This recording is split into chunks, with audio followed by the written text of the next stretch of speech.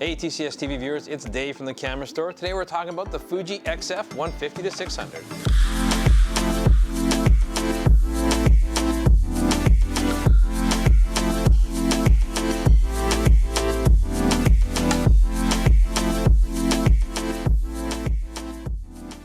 Now, Fujifilm users are going to be very excited about this latest announcement. This is the XF 150-600 5.6 to f8 LMWR lens. I had this lens for a couple weeks now, and I reluctantly had to send it back to Fuji. And it's incredibly windy outside. We've come inside to the studio here. Now, there's a whole lot to take in with this lens, so let's get into some of the boring tech specs first, and then we'll dive into what I think of it later on. By the way, if you are new to the channel, my name is Dave and I do work for the camera store. We're a fantastic store covering all of the latest and greatest for camera and video gear. Now, if you are in town in Calgary, Alberta, Canada, you're more than welcome to pop in and say hi to me or check us out online at thecamerastore.com. Usually when we get products from Fuji to test, they come in these nice little boxes because a lot of their primes are really sort of small. This lens comes in the biggest box from Fuji that I've seen to date. Now, it's kind of impressive because as big as the box is, the lens itself doesn't weigh nearly as much as I thought it would. It comes in at just over 1,600 grams or about 3.5 pounds and is 31 centimeters long or just a little over 12 inches. It does come with a fairly sizable hood as well, which sort of makes it even longer and bigger, but not really any heavier. And on the long end of the lens, we do have an 82mm filter thread, so it's not unreasonably large. And it's one of the very few lenses that Fuji makes that's in this beautiful white pearl finish. And part of that is to dissipate heat a little bit better than a black lens would if you're shooting on a really hot day. It certainly stands out from the crowd when you see a big white lens like that.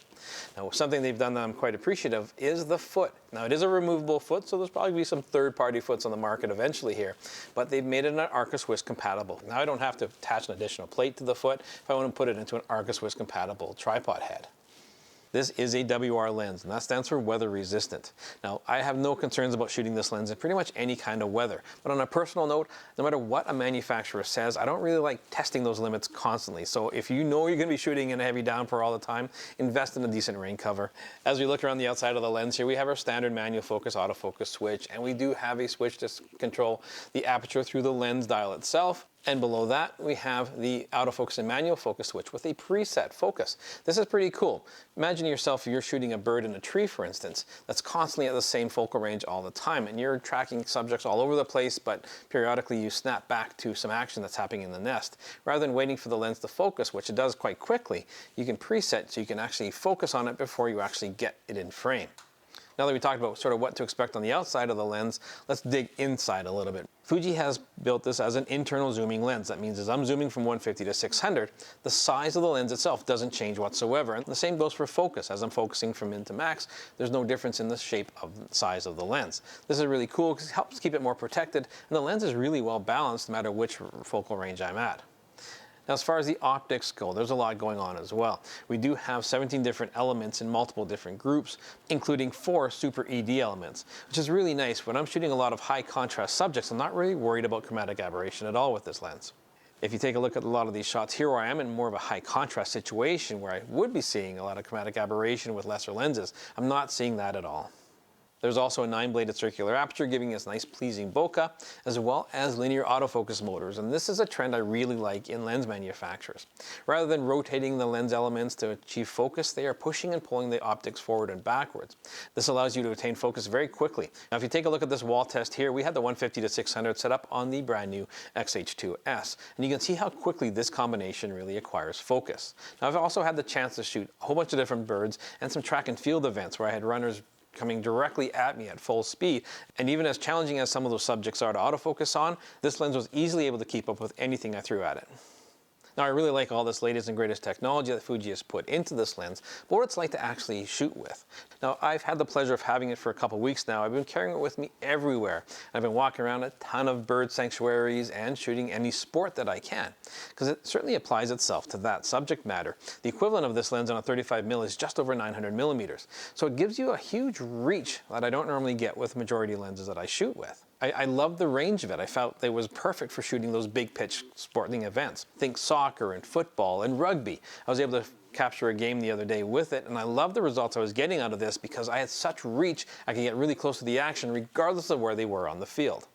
Now, while walking around shooting birds and also shooting my daughter's athletic events, I was doing it all handheld, and the stabilization worked pretty effective. It's a 5-stop image stabilization, but this is a very long lens, so camera shake is magnified every millimeter you extend outwards. And of course, the last thing I want to talk about is no matter how good the lens is built or how much I enjoy using it, what are the final results I'm getting out of it? Now you can take a look at these shots here. What I'm finding is that this lens can produce some very sharp images. If you zoom in on some of these shots here, the feather detail I'm getting is very, very pleasing. I really like the colors that Fuji gives me. Now these are all shot on the FUJIFILM X-H2s, and it's Fujifilm colors are fantastic. I have no complaints about it at all. The images are really nice and sharp, and even though it's an f5.6 to f8 lens, I'm still pleased with the background blur. I'm getting incredibly clear shots with great contrast and a very pleasing look overall. After having this lens for a couple weeks and reluctantly having to send it back to Fuji, what are my final thoughts on this lens? Well, even after a couple weeks, I kept picking it up going, wow, this is lighter than I expected it to be. But the performance I got out of it, how quick it was able to track focus, and how versatile it was, especially on long distance subjects, not just birds, but in track and field and some outdoor sports. I really like it, but my lasting impressions are left with my images. And I keep going back to those images, very pleased with the results that I'm getting. I of course want to know what you guys think of this lens. If you're an existing Fujifilm user, are you super excited about this lens and all that it has to offer? Or if you're a non-Fuji user, is it a lens that might get you into the Fujifilm system? Now make sure you leave comments down below, follow us both on Instagram, and please subscribe, hit the notification bell. We'll catch you again next time.